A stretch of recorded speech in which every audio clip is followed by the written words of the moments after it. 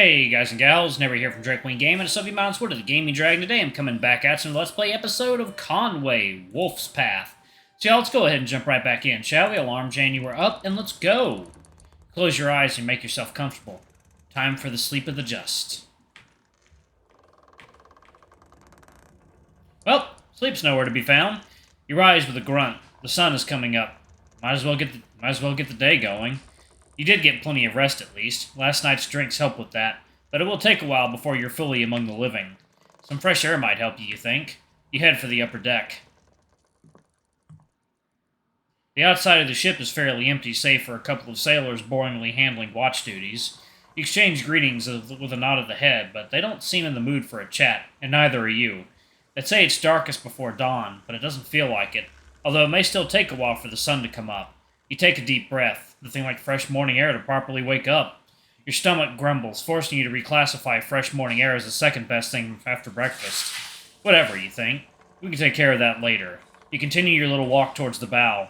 You don't spot much out of the ordinary. Seagulls, clouds, the ever-present sound of waves, and someone sitting on the gunwale, apparently. Someone very much out of the ordinary. Huh. Oh. Hey. Hey!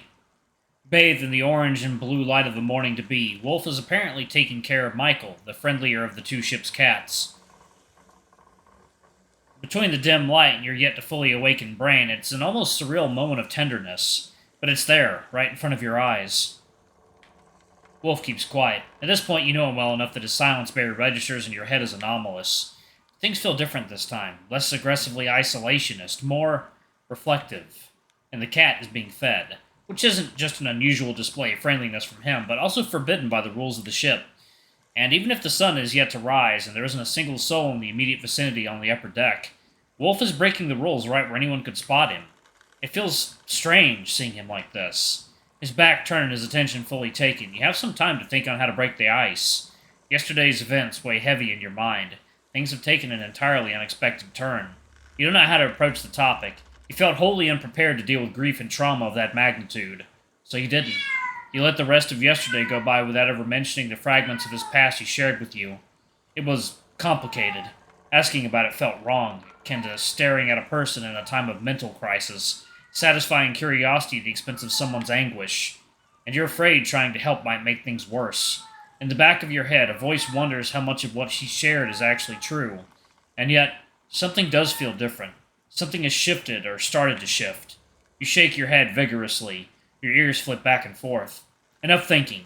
No matter how you look at it, he was still there to make sure you were safe from harm. Or worse. And you owe him your thanks for that.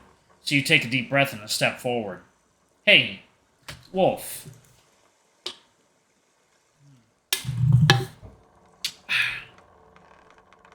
Ask if you can sit next time.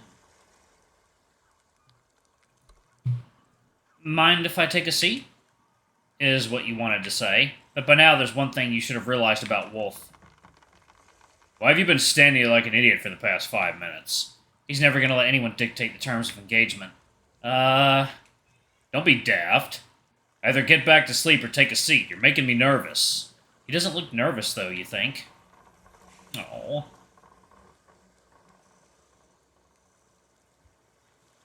You climb over the gunwale and sit there, silently staring at the horizon. It's promising to be a beautiful day. You don't sleep much, do you? Not really. Not my thing. Rolling in the hammock gets boring. Up here, it's quiet. You nod. You let silence stretch between you two for a while. It's a shared emptiness as you both look at the sun starting to illuminate more of the horizon. Michael the cat pushes its head against Wolf's knee. Wolf obliges and pets its neck, gaining purrs in response. You know we're not supposed to feed them. It's not a question, nor is it an accusation, just a simple stating of a fact. You don't feed cats on a ship. If they hunt mice, they're an asset. If they beg for food, they're a liability. Though it's impossible to keep a bunch of tough men from suddenly discovering their soft side when two big eyes look at you during dinner. In response, Wolf grabs the bowl. He then places it between your legs. Ha!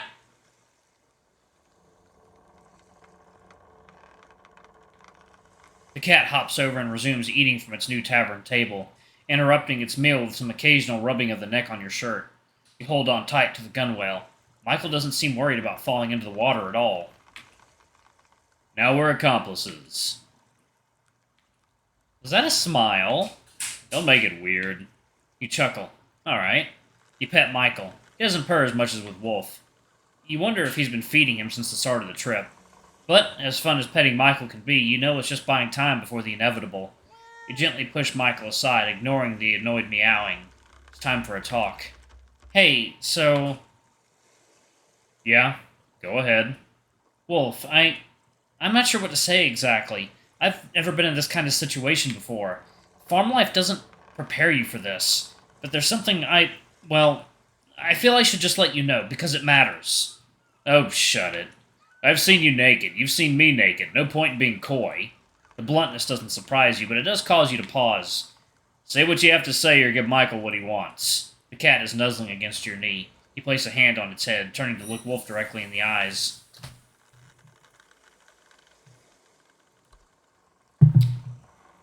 He stares back. I want to shove that sheath down my throat and gargle it. No. Nope. No. Can't be that obvious. Thank you. I've never said it properly, but thank you for helping me. You didn't have to worry about me like that, but you did. I was just a burden yesterday, but you didn't complain once. You just helped me, and trusted me enough to share things you wouldn't tell anyone. I don't know how to properly handle all this, so thank you. I think at the very least I should do that. I don't think you're a burden. I think you're naive, and green, and way too optimistic. Touché. You talk too much. Constantly poke your nose where you shouldn't. Get all up in people's business. Touché again. You stroll around trying to make friends with everyone, nary a clue how dangerous that can be. Or annoying. At this point, you're starting to feel like a pincushion. But you don't seem to give up. I've seen how hard you work yourself. You try to learn. Don't always manage to, but you do. Worked yourself to exhaustion while climbing the ruins. Stupid. Not honorable, just stupid. You don't seem to know when to stop, for good and ill. Although you're not as annoying as Julian while at it. That's a positive. You didn't know when to stop when trying to befriend me, either. You're not special. I've had people try to chat me up before. Never understood why. But you pushed right against the edge and rarely stepped over it. You're not as bad as you think. Thanks. I didn't expect you to understand people this well. I've had practice. Far more than you think. I told you about the group. I've had to take responsibility for it more than once. If you don't know your people well, things end in disaster. When you're wrong about someone, the price is steep. Yeah. I've learned to listen and look more than chat, and to not let people know I'm listening, or looking. Sometimes, I wonder if I've forgotten how to talk. It doesn't look like it to me. I think you're good at talking, just you don't mince words or waste them. I like to hear you talk. I'd like to know more about your group if you don't mind sharing. Maybe later. We're out of time. Sun's almost at the point when people wake up. He's right. Morning is well and truly started by now. We better get off. Time to start the day. He hops off the gunwale, shooing off Michael the cat, utterly indifferent to its lamentations. You watch him return to the world of tight chaos, rowdy people, and shouted orders that is the daily life on the Conway. You wonder how many times he's done this before. But before leaving the deck, he turns towards you.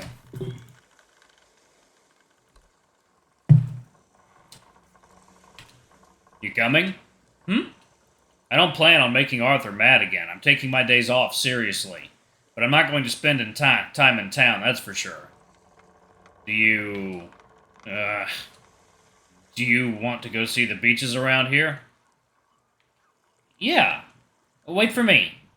Huh. You hop after him just as the first few sailors start trickling up to the deck. Oh. A quick breakfast, a short hello everyone to the rest of the crew, a few minutes listening to Julian complaining about a weird ache in his side. It's an average morning. You hear more from the folks who've been spending time exploring Mogador. Apparently the local drinks are pretty nice, and so are the local bathhouses. They're headed to town again, and again you decide against it. You have other plans. Wolf, unable to abscond at the first sign of a social gathering, responds to questions about his own plans with grunts and non-committal "I knows." Soon people get their bellies filled, their faces splashed with water, and their coin purses packed tight inside the pockets of their breeches. And then it's you and Wolf, alone, again. Alright, let's go.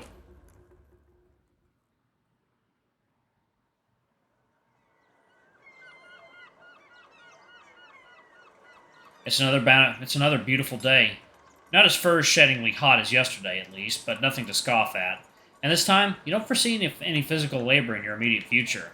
You walked off the pier, through the dock, and right along the coast to see if you could find a place worth relaxing in. It was immediately clear that, to Wolf, the main factor in your choice of location was how isolated the place would be. The walk to a suitable beach wasn't particularly long, particularly eventful, or particularly chatty. It's pretty nice, isn't it?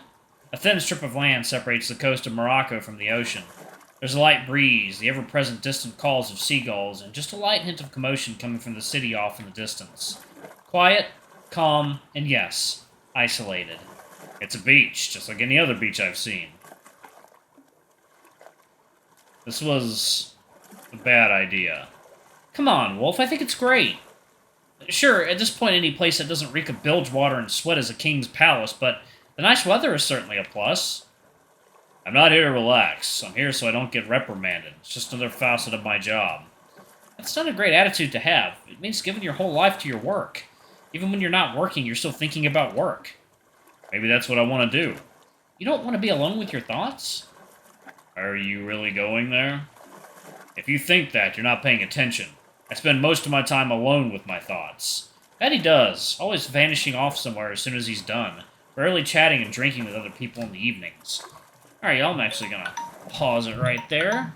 Thank y'all so much for watching. Don't forget to like, comment, subscribe, ring that notification bell, and check out our Patreon or YouTube memberships if you can. It always helps. Anyway, I love you all, and I'll see y'all in the next video. Bye-bye!